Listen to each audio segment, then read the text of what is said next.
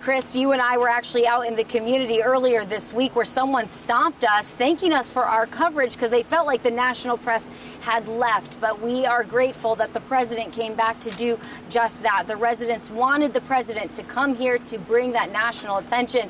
And boy, did the president really get a first-eye look at the damage that Hurricane Ian left behind here on Southwest Florida, particularly Fort Myers Beach. I was standing right here when that line of helicopters came over me right here at the foot of the San Carlos Bridge. We then had the president's motorcade come down to speak to local business owners and residents as well. The president for about an hour toured the damage all across Lee County, including Fort Myers Beach and Sanibel. Here's the message he had for Southwest Floridians tonight. Today we have one job and only one job.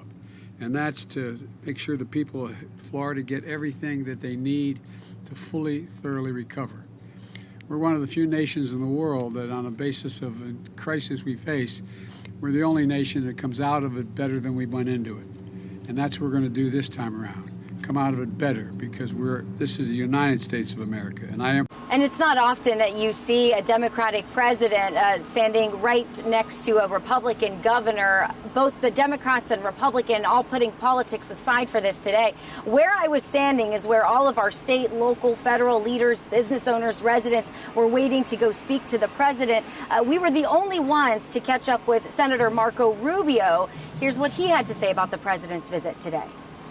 Good. I mean, when you see it firsthand, I imagine just like anybody, when you see it firsthand, you have a better and fuller appreciation of what the devastation is like. And so we're grateful to him for coming, and obviously look forward to working with the White House and my colleagues to get good things done for Florida and whoever else has been impacted in other parts of the country.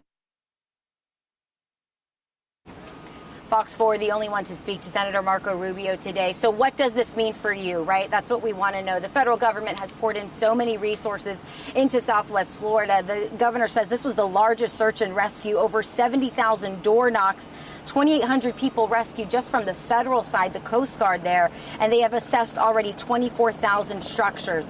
But for you who might have lost your home, FEMA has set up individual assistance. There is now a disaster recovery center set up at a library in Fort Myers, the Lakes Regional Library.